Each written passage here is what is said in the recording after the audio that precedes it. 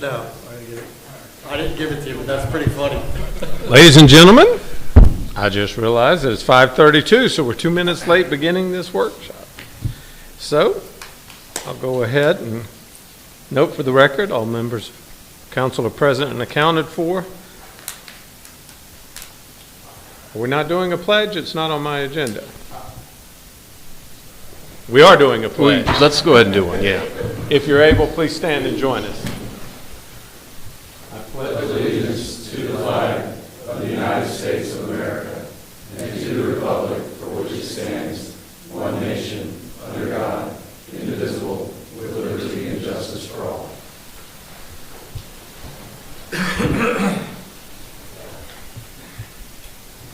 So we are here this evening for a work session. There'll be no votes taken this evening, but we'll go ahead and address these two items this evening. The first item is the fiscal year 2024 budget and City Council action plan. Mr. Lagerblum. Yeah, Mr. Mayor, thank you, and thank you all for coming together at 5:30. We're going to try to do this once a month and maybe get some work done in a work session prior to going to the evening meeting. Two items on tonight's agenda. I want to quickly lead in for the first one, and then I'll also quickly lead in for the second one. The first one, as you all have requested, is some more involvement in the budget preparation process. And so I envision that we'll have 3 budget-driven work sessions over the next 3 months, this being the first one, where tonight we will spend some time highlighting the operating budget of the city, the budget that would carry over from fiscal year 23 to 24, as well as an update from our finance department on how they've landed on anticipating the revenues and what they're seeing as far as anticipated revenues going into fiscal year 24. So tonight, regrettably, it's going to be just probably the Tom show. And that was my attempt at some humor tonight, and it went over very poorly, so I won't try that again.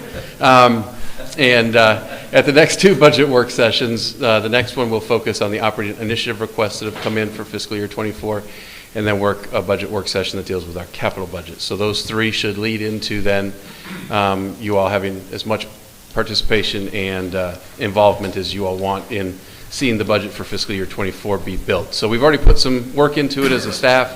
You're going to see some of the fruits of those labors tonight. There's certainly no done deals here, and everything's open for discussion. And we're a long way from having a budget that we're ready to recommend be adopted, but this will just be an open and transparent process along the way. So with that, I'll turn it over to our finance director, Tom Harris, and he'll work you through about 5 or 6 slide presentation and answer questions, and we'll see where the discussion goes. Absolutely great. Thanks, Chris. Good evening, Mayor and Council. Couple things since the retreat. Some of these slides are very similar to what we went at the retreat. We talked about at the retreat how last year finished up and how we're doing this year, and then projection into next year. Tonight's will be, as Mr. Lagerblum mentioned, will be obviously centered on 2024, primarily the general fund, but we can talk about the other things that are under as well. But I did want to mention, based on the direction of council, not only this is earlier from a budgetary process being before you than in the past. It's also been a lot more transparent internally. Chris has followed that initiative and done a real good job of getting the departments to, they submitted their budget. We had target budgets for them when we met at the retreat. When I say target, it was our reasonable projection based on how they spent of what we think they would come back with. But they were allowed totally to come up with their base budget. I'm talking about the base budget now, not new initiatives.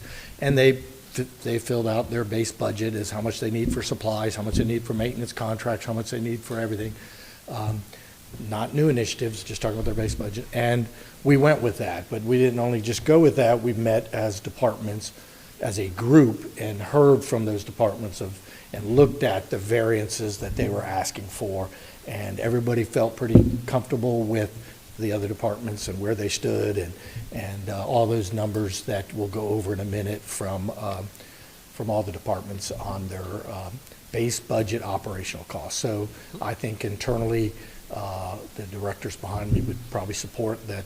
It's good to know where everybody's asking for things, or even from their base budget, and then obviously onto their new initiatives and onto their capital request as well.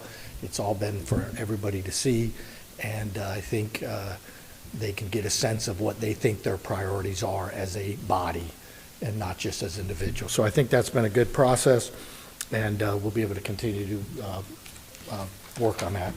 So anyways, the first slide, just overall budget, where we stand. And so you see all the different funds we have there, and like columns of revenues, expenses, and we just like to have two columns just to make everybody understand we actually are balanced. So the revenues will equal the expenditures, as you can tell, and we'll put a nice little beautiful check mark that it's a balanced budget. And so anyways, Tom, can I interrupt you just real quick? Since we don't have this displayed, do you have any more copies of this presentation? Yes, we have a few more, yes. Is there anybody who's here from the public that would like a copy of one as this presentation is being presented? Sorry about that. Just want to make sure that's on too. And so if I explained it as well, we have a column revenue, expense, and balanced budget, and then we have our certain funds that are required. As you know, the general fund, police, fire, all our public works, everything from an operational standpoint goes in the general fund. It's a $98 million fund.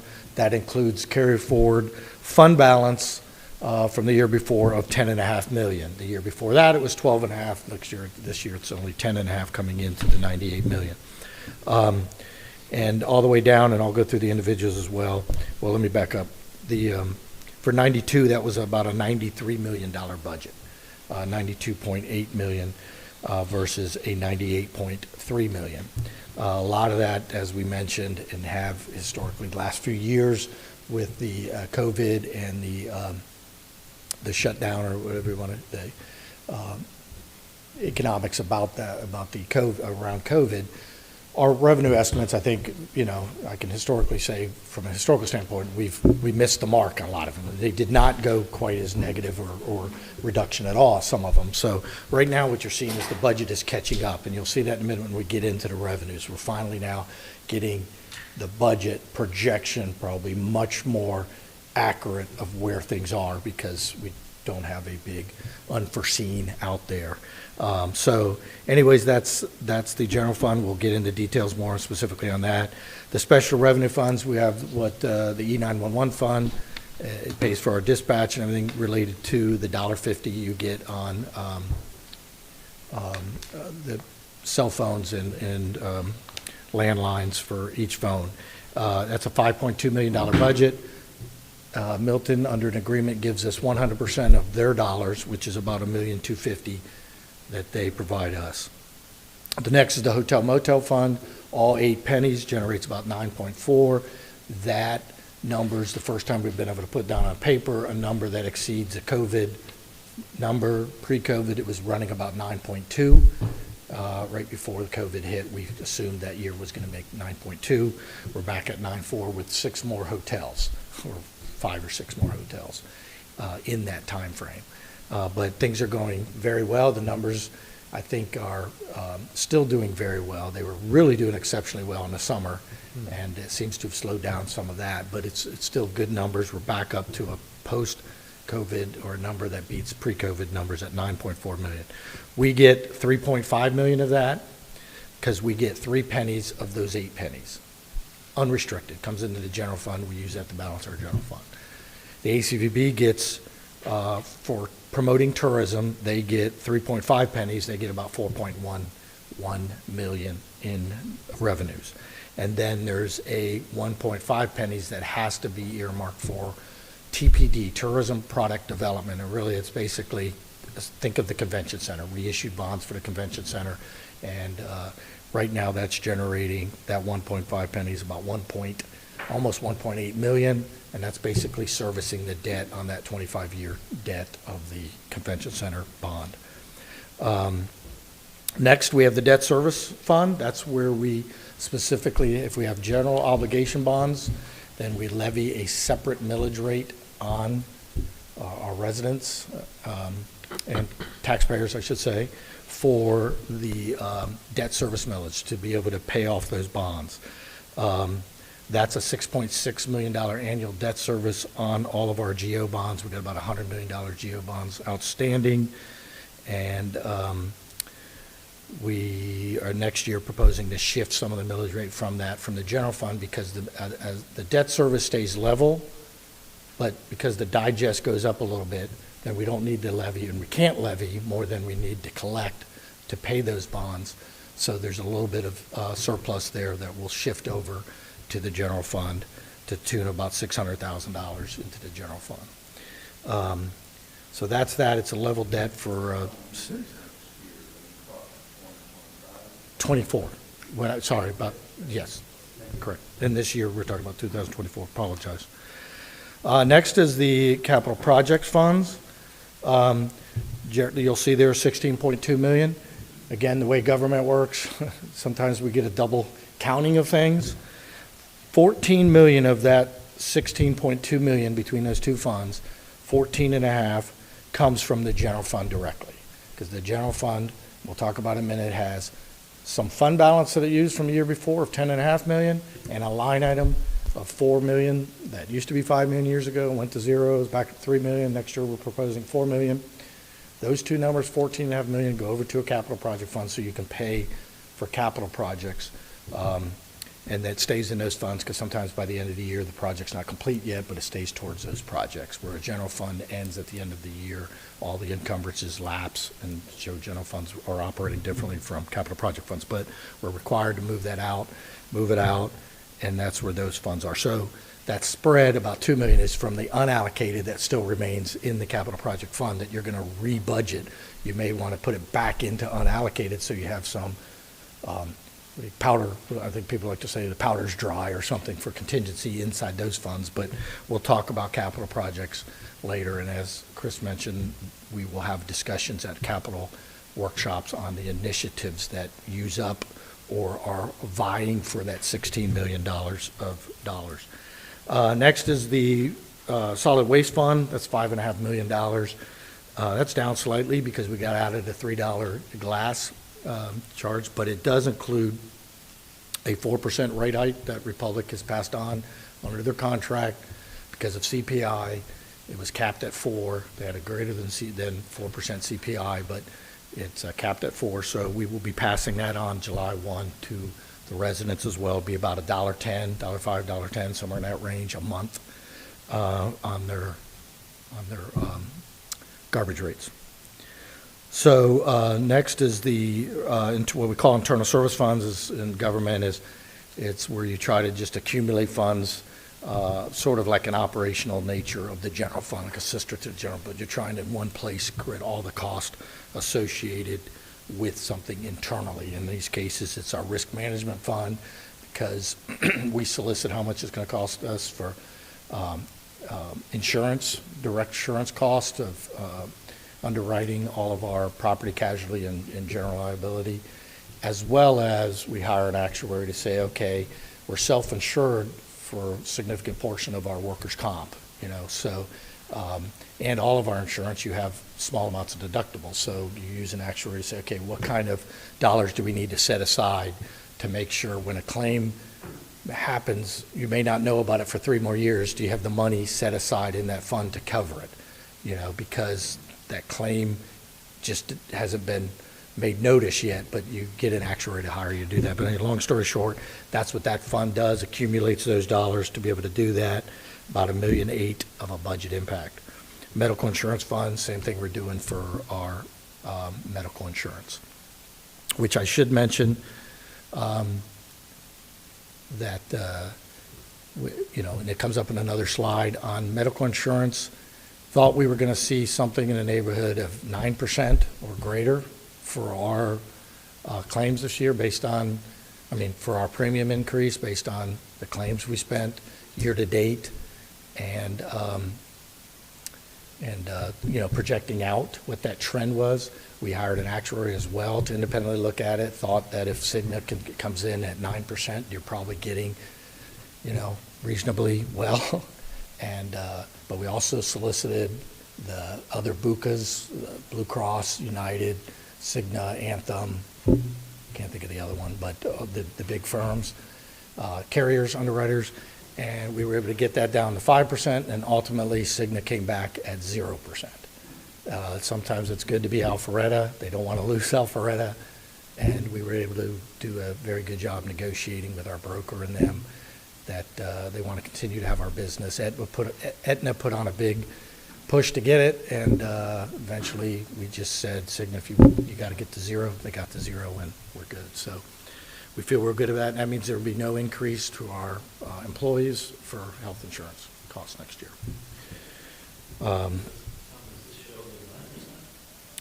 No, it shows a zero. Yeah, this is in at, really we have a little bit in there, probably left to cut because we just finalized this, but it's basically at 0. Sure.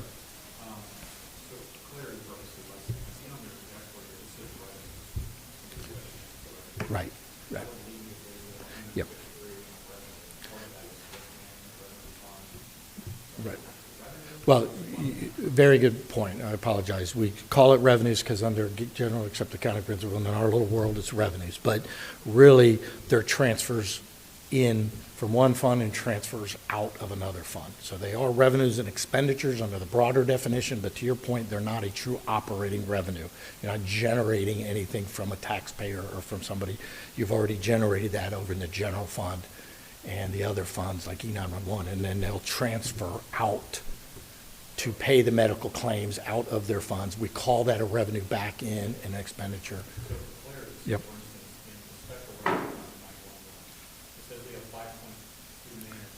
That's correct. That one is where now you get to a special revenue fund, that is a separate tax.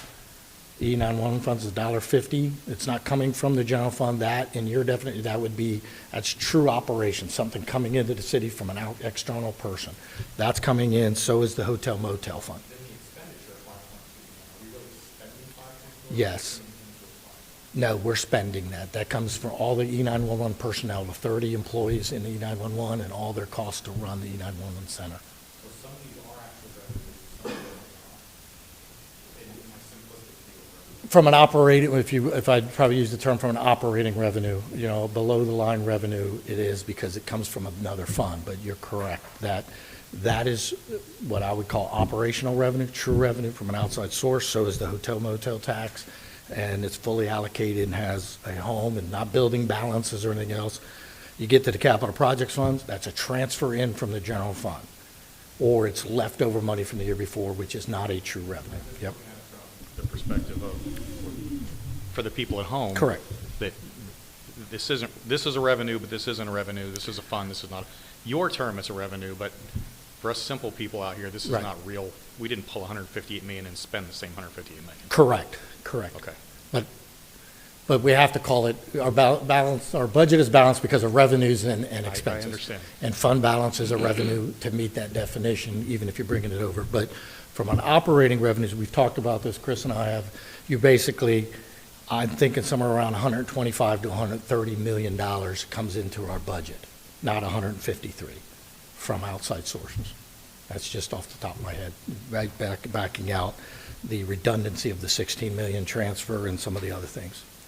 That makes sense a little bit, as much as I can on this. Yeah, it's just a little confusing. Yeah. Solid waste fund, actual revenues, did the internal service. And then the last two are just our retiree benefit funds, the OPEB, other post-employment benefit funds. And those are a transfer from the general fund as well. They're not coming from an outside person. Next, we're going to dive into the general fund. What's that? Other post-employment benefit. It's the retiree health benefit plan. Yeah, not specifically pension. It's other than pension. So yeah, these are we pick up a portion of retiree health benefit for our employees, and that's where those dollars are accumulated.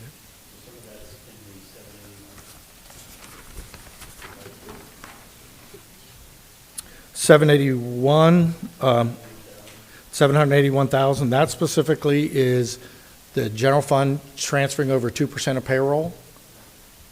So it's an expenditure out of the general fund as a transfer out to this OPEB fund for $781,000. Used for what we've done. We set this up about 2018, I think.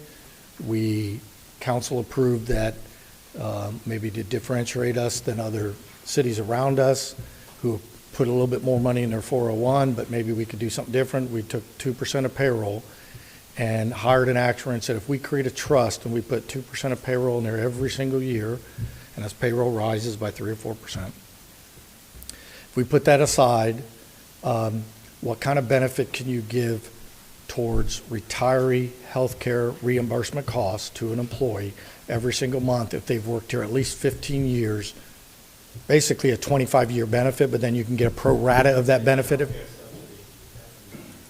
Correct.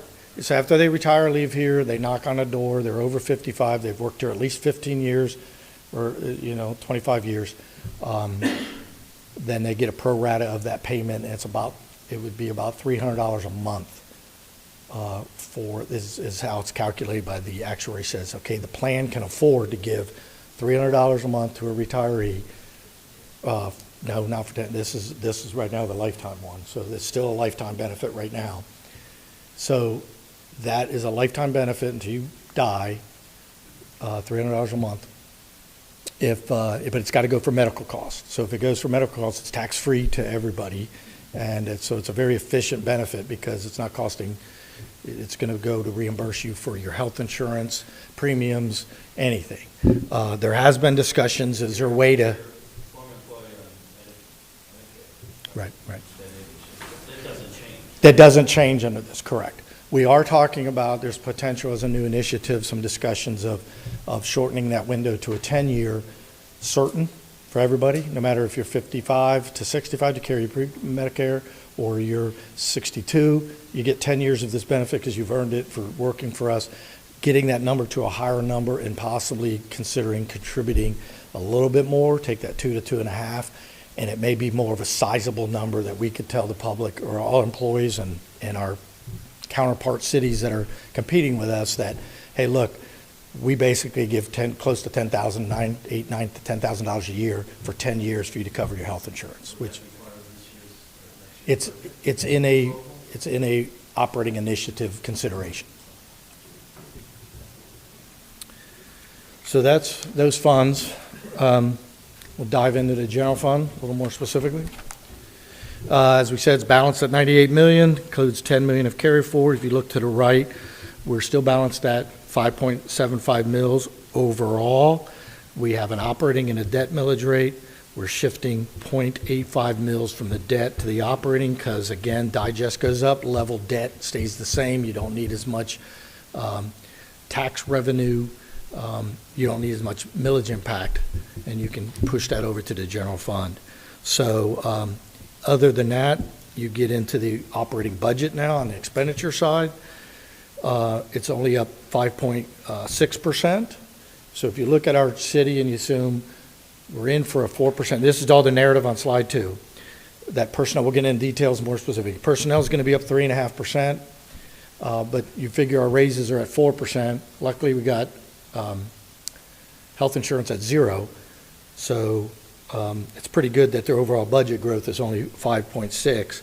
But a lot of that is because we're finally getting maintenance and operations the demand on our departments is back up, as you know, in parks and everywhere else, the demand of number of participants, and then budgets on departments, inflationary pressures from their contracts that they have for janitorial services and everything. So that's what you're going to hear about in the following pages. It's pretty much getting the budgets to keep up with that inflation impact in those departments and give them what they need to do to carry out their business. Plus, I think there's a little bit more push too for professional development for our departments. They want to get some people back into making sure they're being trained, et cetera. So obviously, one of the big numbers is in professional services is the elections. It's $380,000, and because it's an off year, it's always something you get nothing in the budget one year, and then you got to absorb $380,000 the next year. So that is a big impact. Is that one? At the end of the day, revenues minus expenses. You got operating initiatives. Potential of 2.3 million. That means that's the difference between my projected revenues in a minute, our projected revenues, and what the departments have asked for in their base budget. You could have $2.3 million for new initiatives. Can I ask about the 1.5 million wage adjustment? Does that address what we talked about in the retreat regarding trying to make sure that all our employment base is, compensated at a level considering the inflation rate and everything in the economy, so that we're keeping competitive their positions with neighboring cities? Or Yes, it's what was contemplated at the retreat and discussed, and we believe that can make a number. We can get that accomplished. We're working with a consultant to get those numbers, but we think we can get that accomplished in the neighborhood of $1.5 million to do what your direction ultimately. And this is in addition to the proposal for the merit-based, performance-based. Correct. Percentage of 4%. Correct. To get our folks Yeah, where they 4% is basically in the base budget, because either we have to get out of. Can I ask Yep. a question? I don't know if you've seen this advertisement billboard on Wynwood Parkway with Milton Police initial. I forget what the range is, but it's above our entry-level salary for a police officer coming in. I would like the council to be aware of that and certainly make sure that our police that our compensation base stays in line with our community, neighboring communities for our police. Since he's got a specific question, Director Robinson or Sure. Mr. Yeah, well, we Lagerbloom, can- whichever is better prepared to answer that. Ask the chief to come up. I too saw the sign today on Windward Parkway. I made sure it was in Milton, I was going to have it towed away. The one time, and I'll then let the chief talk, it's all, when you look at these numbers, it's all a function of how you get to the number and what the calculation is. Because when I dug into the Milton number, what I found is that they added to their base salary what they pay out for vacation pay every year, and added that to what this big number is that flashes on this variable message board. Well, we do that too. And so, if you get to a point of saying we want to have a number that's an apples to apples number, you have to dive more into how they got to that range that they published, because I'll throw in a lot of our extras in addition to our base salary, and we can get to that range too. So, Chief, I don't know if you want to take it from there. What exactly was the question, Councilman Rito? Just make sure I I address just it. want to make sure that we're looking at considering making sure that our public safety professionals, and all professionals in the city, frankly, are at par with our neighboring cities. So when I'm using this as an example on Wynwood Parkway, where they're advertising for a police, entry-level police position, a salary range that is above what I would consider our current salary, starting salary for a police officer in Alpharetta. And that bothers me, because I think we then need to look at,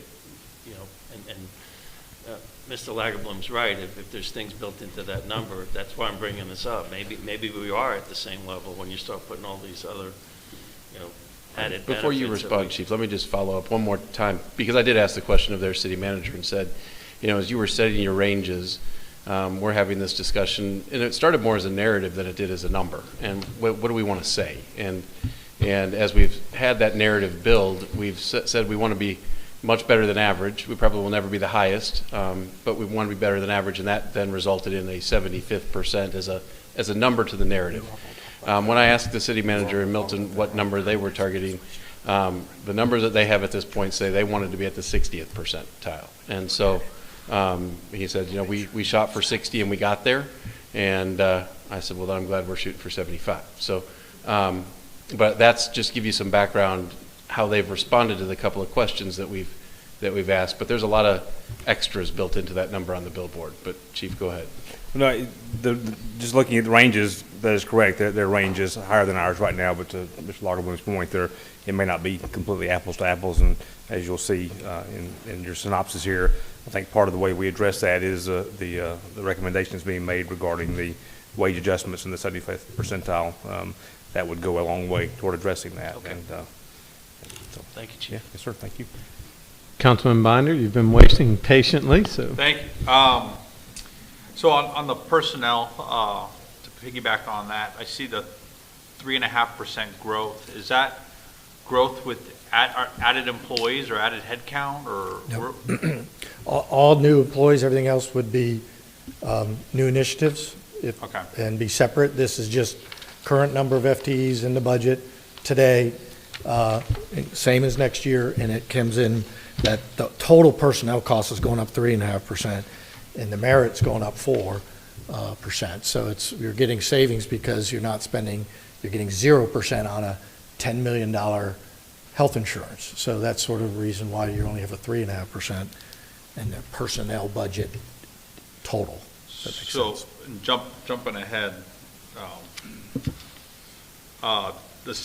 what we're seeing on the last page, the salaries, overtime, seasonal, the variance of 3.5%. Oh. Again, that's You're looking of ahead, current. I'm cheating? well, as a liaison, I felt like I could. You're leading me? But that 3.5% I'm seeing is for current headcount. That's Correct. not for any You are new correct. net adds. Correct. Okay. Councilman Hypes. Couple of questions, Director Harris. At the retreat, the 1.5 million was 1.9 and change, and then the total number with benefits for the 1.9 was 2.6 million that the city would spend with benefits. Why the difference between 1.9 and 1.5? Those numbers, we were working diligently as quick as we can to get something for the retreat. This is just more accurate? Yes, and it was a consultant, based on consultants' numbers at that time, and there's just some misunderstanding between the greater market area and the market area we're talking about, and it caused some confusion on the numbers. In terms of fiscal impact? Can I continue on that just for a second? So one of the reasons for the difference is because as we started to look at how this would actually implement, we looked really on a grade by grade, job class by job class basis, and said, if we're truly shooting for the 75th percentile, we should be addressing this more granularly at the level of the individual employees, not something that just contemplated a percentage across the board. And so what you saw at the retreat before we got to that level of detail was just an across the board percentage application. Now we're looking at it and saying, and I'll use John's department as an example, that if you look at the police department, entry level, we're doing really well as far as the percentile goes, and we start to lag the market a little bit as we go up in the levels of supervision in the police department. Exactly the opposite in the fire department.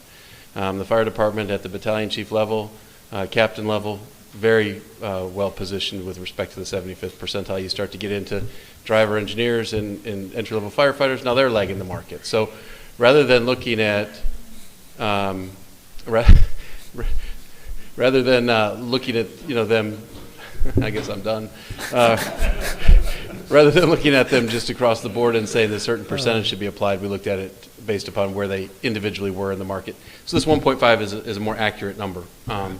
So my next question is, what is the number inclusive of benefits, because that's still tax dollars to be spent if this is implemented?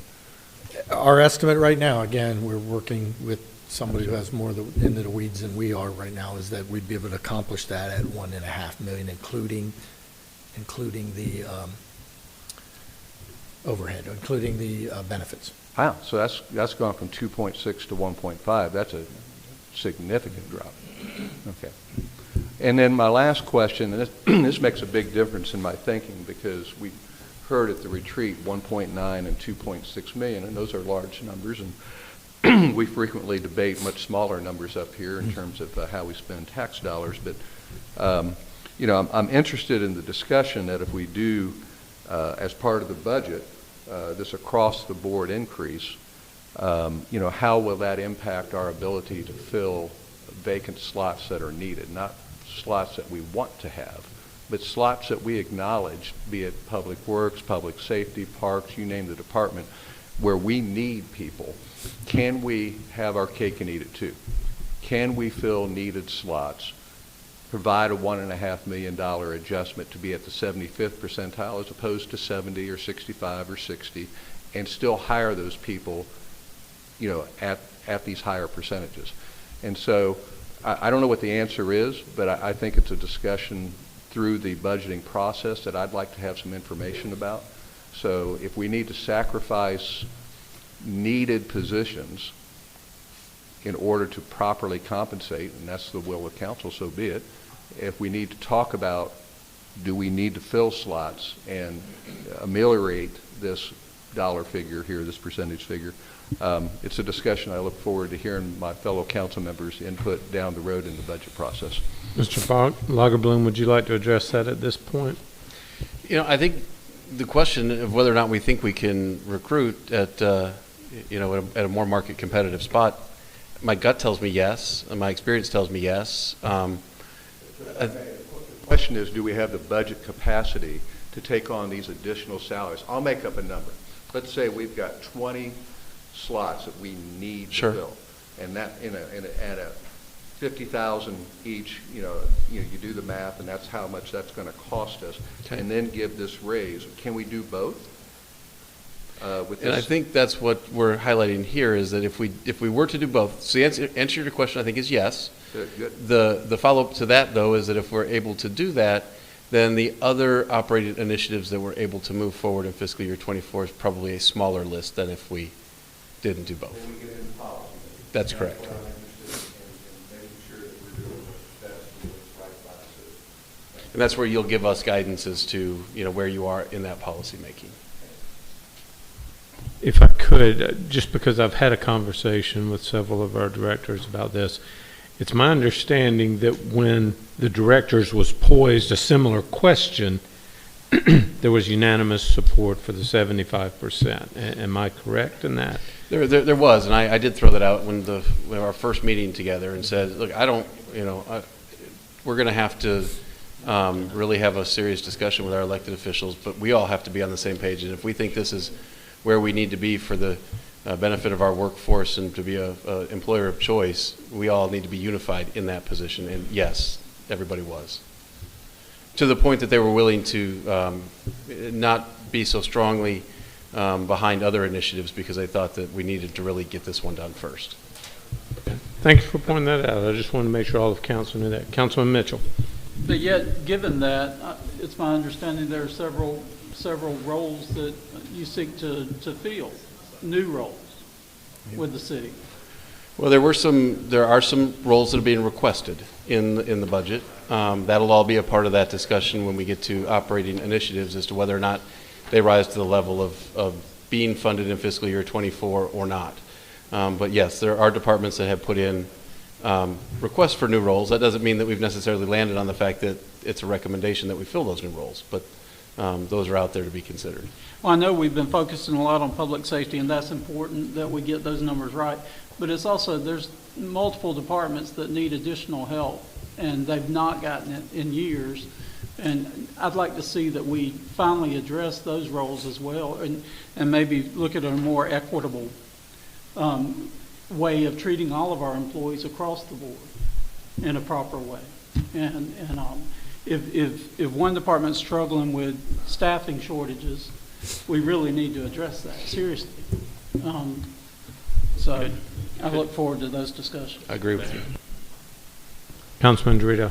Yeah, I was just going to make a suggestion. Would it be easier to see the numbers at a 60%, 65, and 70% level compared to 75, so we can kind of, as Councilman Hikes is pointing out, it gives us the ability to prioritize, where we want to, what level we want to be at in the next fiscal year. Yeah, any of that is any of that's possible. And so once you build the spreadsheet, you just change a couple of the multipliers and you can get there. I don't know that there would be that much, I mean, if we pick like a different percent, like did 65 and 75, I don't know that you're going to see that much of a delta between 60, 65, 70, 75. Or we can provide a couple of them and then know that there's a middle ground between both of them that would get more to those percentages. That is, all of that's doable. And if that's something that you'd like to see as a decision-making point, it's just a matter of having it done. Mayor Pro Tem? I would just add one more to that. You know, we could do this over 2 years. You know, if that's an option as well, not have to get there all at one time, especially if it's at the detriment, as Councilman Mitchell said, not filling positions. So we can do both. It just may take us 18 months or 24 months to accomplish one in order to be able to accomplish the other. So just play with it. That's why we're here for discussion. Yep, will do. Last year, the capital funding is based on the carry forward of fund balance of $10.5 million, and as I said, we moved our line item from up to $3 million this current budget year we're in. We're moving it to $4 million for next year, and so that provides us the $14.5 million. And we will we have the capital request, which will also be vetted to try to get it into that $14.5 million number. And that will be at a future meeting. So make sure I'm not, okay. So more on a detail, and we don't have to get through all these big, giant, beautiful sheet, and I'm getting the shaking of the head, but I wasn't planning on it anyways. Just clearly the big increase. We're doing this a little different this year because normally you would just look at your amended budget to your forecasted budget to budget. But I think with some of the questions that have been legit from council, like are we leaving money on the table, the best way to sort of look at it too is to put a middle column in there of what are we estimating this year, because you can accurately estimate this year because we're 3/4 through it. So when we dump that in, then we can compare next year, so you can, you know, come back to me this week or whatever and go, you still look like you're short there or you're being too aggressive. I mean, I think from here you can see this. Yes. Mm-hmm. Forgot about this. You initially talked about the bond payments. We were going to be able to move $600,000 out of bond payments back into the general fund. Correct. Where is that recognized, and what line item would that It's in property taxes.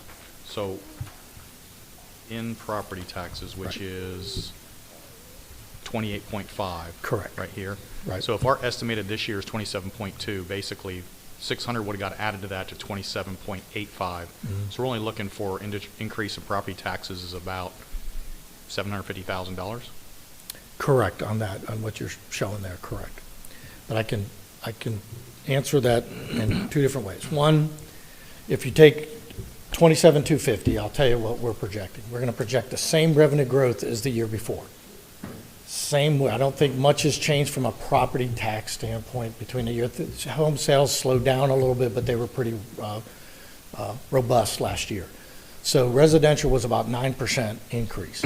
You remember, residential represents 40%. Mm-hmm. But of that number, about 75% of that is, 70% is capped at 3%.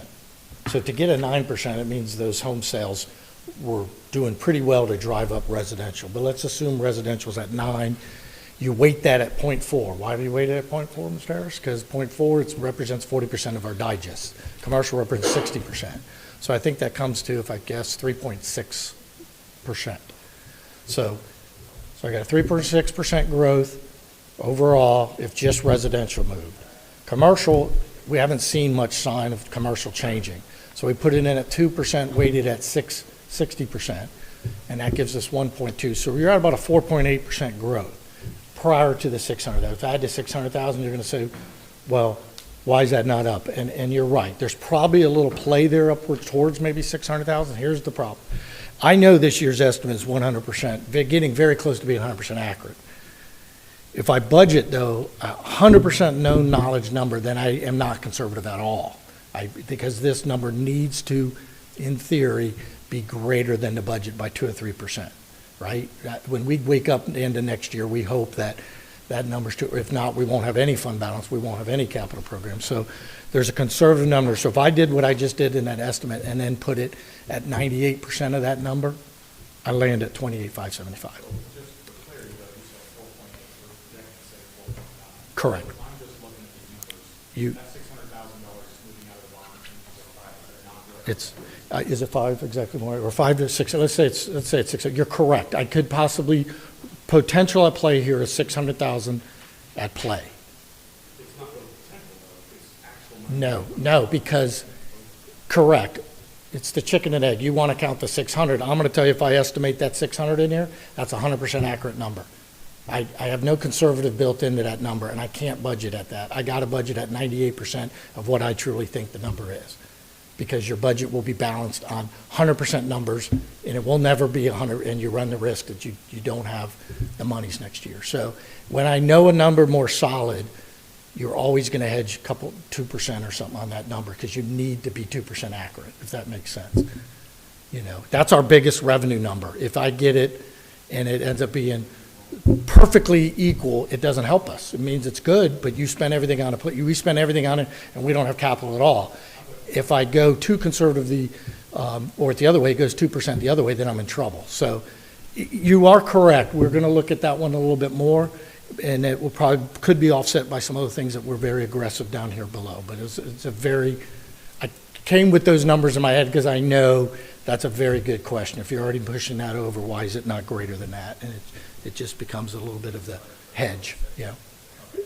And I apologize for the long-winded. Tom, if I could just interrupt you to check with Mr. Lagerblum. We had advertised for a 1-hour work session. By my looks, we've got 13 minutes left and a whole nother work session topic. Correct. How do you want to proceed at this point? I can, So we could do a couple of different things. We advertised at 6:30 or as soon thereafter as this work session was done. So we technically don't have to start that one exactly at 6:30, but it's a very busy agenda and it's got a lot of public hearings on it. And I know the public's going to be here to speak on it, so I'm mindful of that too. Why don't we just, I mean, we'll be mindful of the fact that there's more discussion on the budget that needs to happen. Let me see if Tom can just do a quick 5-minute wrap up. I think elections is probably going to go pretty quick. I thank you for allowing me to speak too, because I just want to interject and hear that I heard two right answers out of Mr. Will and Mr. Harris, and that, you know, there is money that is there. So you are absolutely right in seeing that. I think it's your budget recommendation, though, that we always have some level of conservative budgeting practice. And so I think we have two very right answers as I was listening to that dialogue happen.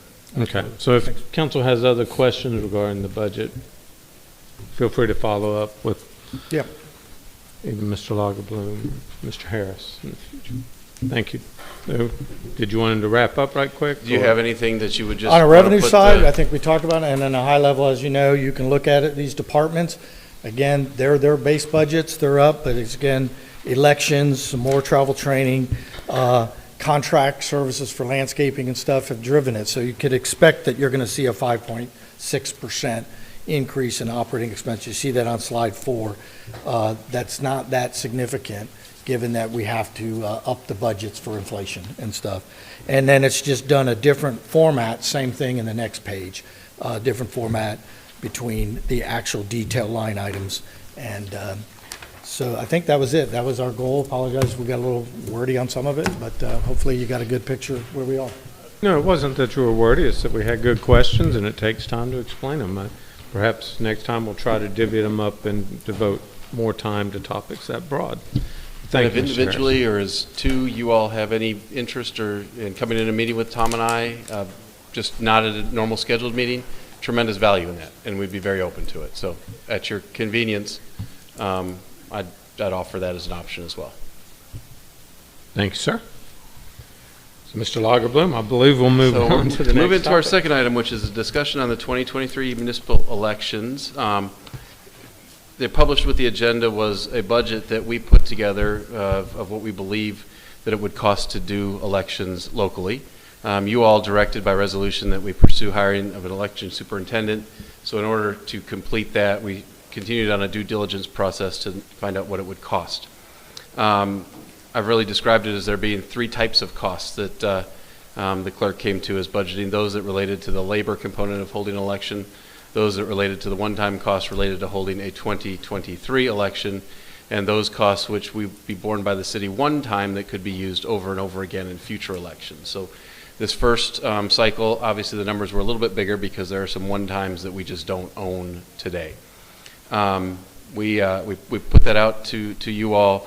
We are under a bit of a time crunch because if we choose to move forward doing our own elections, I need to know that now, and if we choose that we don't want to in 2023, that I need to bring the intergovernmental agreement with Fulton County back to you all next Monday night on the 27th so that we have somebody to do our elections in 2023. The clerk is far more informed on the details of doing this research and putting together this packet, and as long as we can get her mic turned on. It's the first time James has ever been able to control when the city clerk is speaking, and we're gonna, I'm sure, hear about that later in the week. The punchline, I'll get to it and see where you all want to go with a discussion, because I've heard from some of you that level of service is important. Municipal elections in many places in the state, cities and counties that do their own have many fewer polling places than the county were to have. We think, and we sent to you in the budget what our cost would be. Again, a conservative cost on one location for polling 2 or 3. I think once we start to have a discussion beyond 3, it then no longer becomes a financial discussion, because then we're really at a comparable place, I think, with what Fulton costs, at least the cost that they've indicated at this point, would be. And so maybe that's a quick springboard.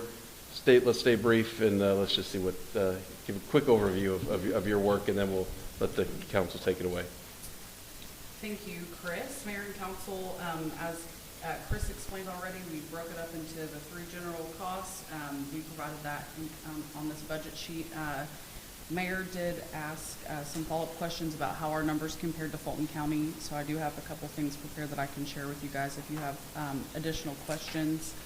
But really, that kind of summed it up. We're just here to kind of get your opinion on whether or not the city should host its municipal election this year, or if you want to join with Fulton County. So we'll just kind of leave it as an open discussion, and you guys can ask questions or give us direction as. Mayor Pro Tem. How many polling places was Fulton County providing for us? So in the last municipal election, we had 13 polling locations, 1 early voting location. So 13 polling locations, 1 early voting, and financially, we would need to be in the 3 location range to make sense financially to make that change. So to go from 13 locations to 3 is a no-starter for me right now. There's 2 discussions, I think, and we're going to mix them together here. One is what makes financial sense, and then what makes sense from a system, if you will. If 13's been ridiculous forever, we can go back and look at the numbers at each polling location. We can see the distance, if it's time to look at a change, that's fine. But just to save money, to drop to 3, again, like I said, it's a no-starter. So I would not be supporting that this year. But thank you for your Binder. work, too. You were asked to do it, so I get that. Councilman Binder. Oh, sorry. Normally I'm like last in queue. Just to give us a precursor of what's happened, because when we did ask, hey, take a look at this, Fulton County was extremely higher than previous years, right? And then they now matched to where they have been in the past. Is that correct, or where are they? So no, and I provided this in the packet as well. So in the previous years, for example, starting with the November 5th, 2019 municipal election, we had 41,885 voters. The cost was $120,267. The following year we had, or the following municipal election in 2021, we had 46,656 registered voters. The Fulton County cost for that was $138,102. And then this year's estimate as of now is $379,408.77.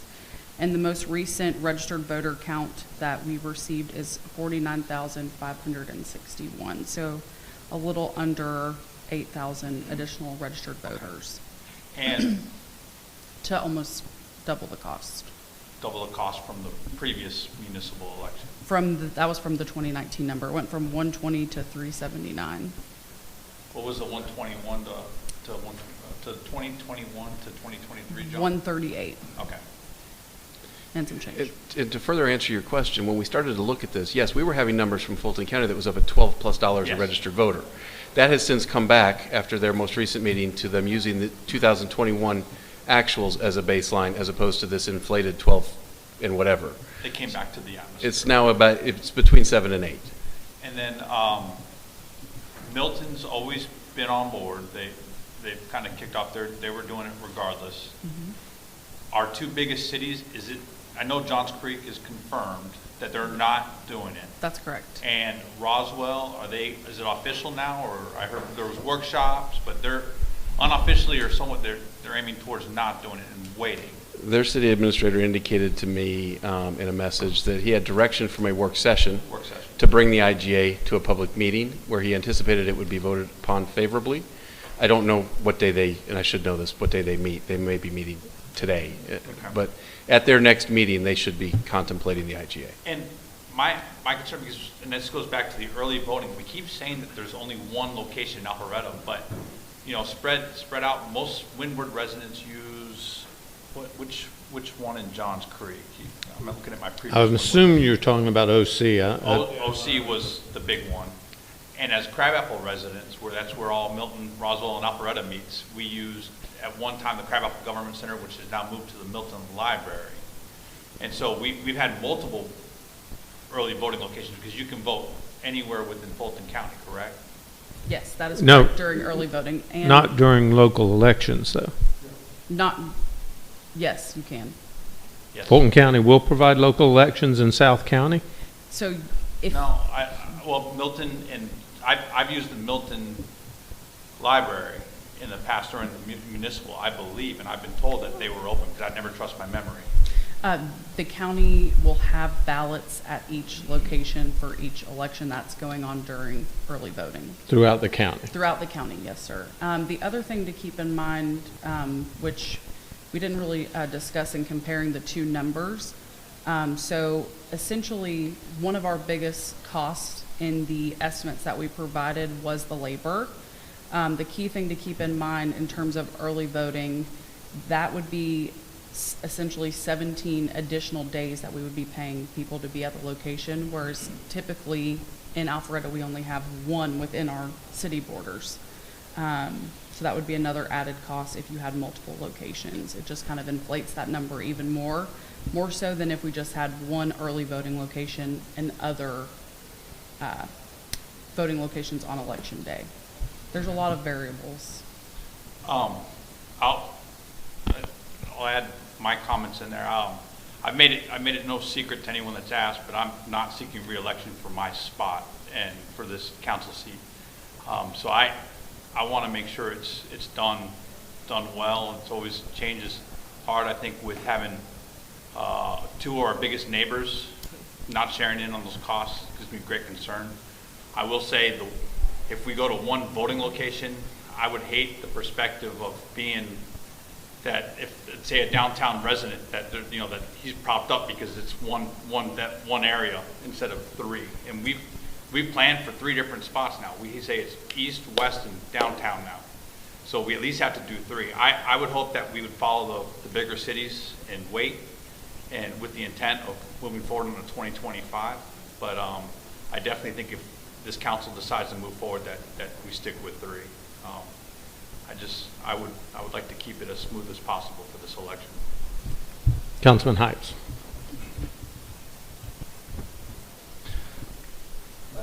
My sentiments are similar to my fellow council members. I think the price difference, the level of service, I cannot justify that.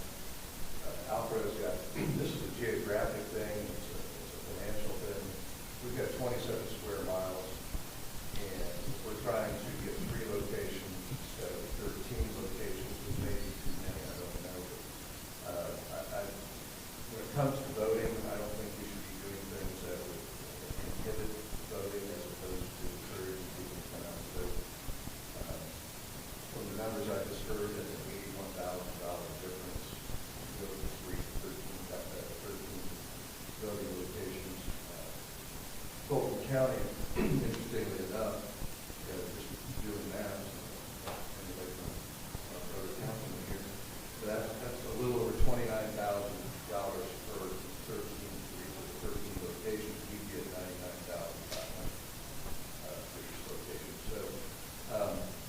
I am certainly open to the idea that if we take a long view of this, that maybe we can make sense out of it in 2025.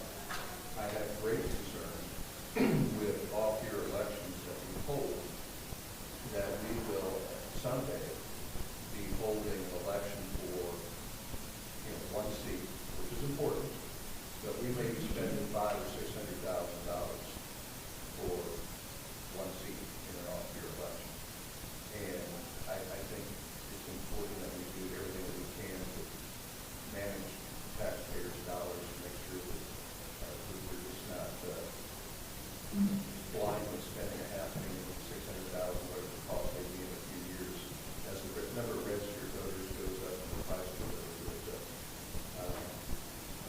I would be interested in exploring, and I don't have a thought plus or minus on this. I'm not saying it's a good idea. I always like the idea of discussing things.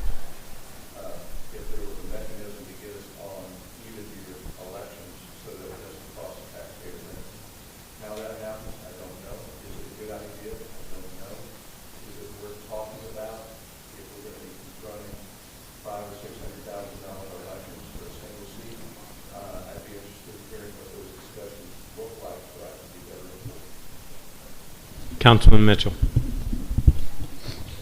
Regarding the last comment, I'd be a bit leery because I think there is some value in continuity of the council and in shifting it gradually. And maybe there's a way to do that, or maybe there's not. But I do think that's important that you have a leadership team that remains continuous. As far as the election, I think we're looking at a logistical issue that I'm not sure we're certain. You've got to raise the awareness within the city. You've got to get so many poll workers, local poll workers. It's hard to find local workers to do much of anything right now. I would rather look at 2025 and do it right and do it well. Get the machines that we've had a chance to study and really investigate. And the cost is a major issue. Hopefully we can work with the county and figure out why that they feel like going up on our costs so much, and how we can even look at having a certain number of polling locations with the county in the future that we think is best prescribed for our citizens. But given the fact that we want the same turnout and we want the convenience of voting ease, I'm having a hard time believing that we can pull this off. And I know we've got a capable staff, but it's a lot to put on you all. So, thank you. So Lauren, I sent you a note earlier. I had a couple of questions just to give you a little time, and very little, to try to. My position is, much like everything that involves us being reliant on Fulton County, is any time we're reliant on Fulton County, it's a crap show. Because being reliant on Fulton County is a bad place to be. And the reason we're having this discussion is because they couldn't decide what they were going to charge us, and we're throwing out extreme numbers. And we say they're extreme because it was so much more than what they've been charging us in the past. But ask them what they're charging us now. Read that MOU. I'm not saying that I disagree with the downside risks and things like that of service levels. The MOU they're asking us to sign by the end of this month does not say a maximum number they'll charge us. It says that they're projecting their total cost to be $5.2 million, and it'll be divvied up by the cities that are participating based on our registered voters. But if the budget of 5.2 goes higher, in actuality, we're on the hook for that. So just be clear, when was the last time Fulton County did anything well and did it on time and on budget? So just be aware, there is a huge risk that that number could increase. We have no guarantees in that written document. So that's a concern to me. And going back to why the numbers don't look as lopsided as we anticipated, I've asked Lauren. Lauren, in good faith, did a heck of a job one hell of a job, starting from scratch, reaching out to cities around us that already run their own elections, trying to come up with a workable action plan. And I give her all the credit in the world, because if this council sat up here today and next week and said, we're going to do our own election, by God, I have no doubt that Lauren and our staff would pull it off, and pull it off better than Fulton County could. But in her numbers, I think she was being conservative. And I asked, are you having the same pay scales as Fulton County pays?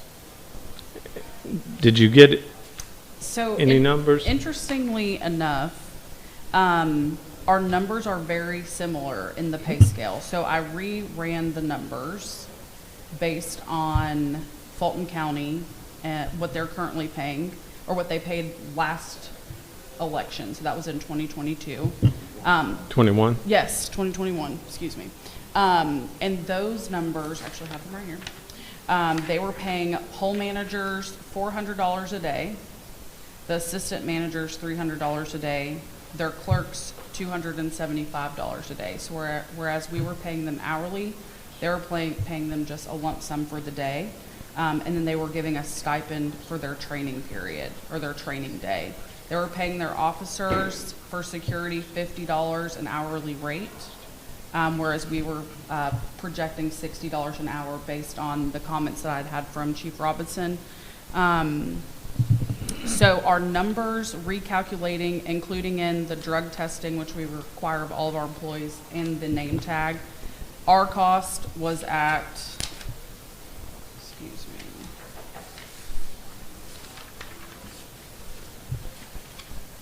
$51,424, and that is for the 17 early voting days, election day, training, and then ballot prep for absentee by mail ballots. And Fulton County's was at, using the Fulton County model, it was at $51,518. So, Per polling location. yes, sir. So I pose to you the question, if their polling location costs per polling location are approximately the same as ours, but they're doing, or at least they're saying they may do 13, there's no guarantees in the MOU. I asked today to confirm, they still don't have how many polling locations. How are they going to run 13 polling locations at the same cost per unit and not have to charge us more than it would cost us to do 3?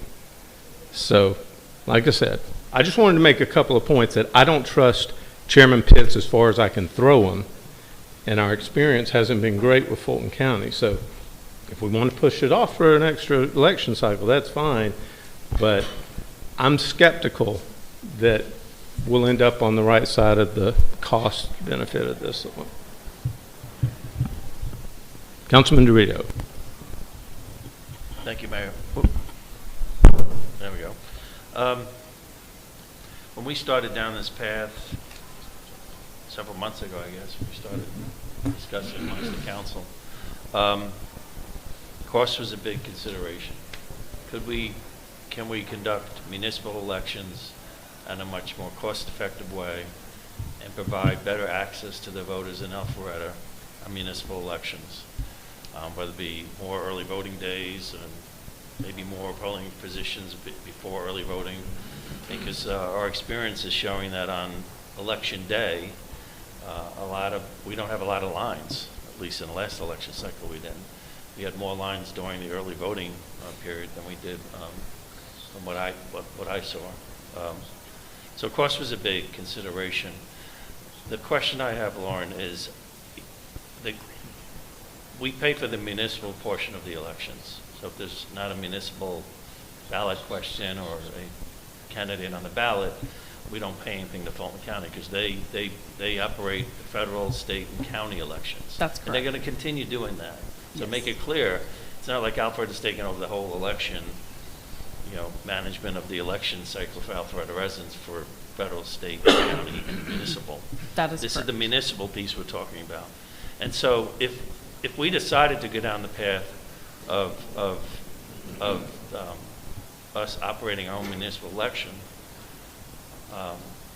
obviously we know what that cost would be. And as pointed out already, it's not a significant difference from 3 polling locations to what was 13. It could change in the future, depending upon what the county decides to do. But my question is, if we continue, I want to confirm, I think we still pay the municipal portion if there's a federal, state, or county election on the ballot, right? We don't? So if there's another ballot on the question outside of municipal, all of a sudden we don't owe anything to the county for operating the election? That's to our correct. residents? Okay. I thought it was different. Okay. I would say this.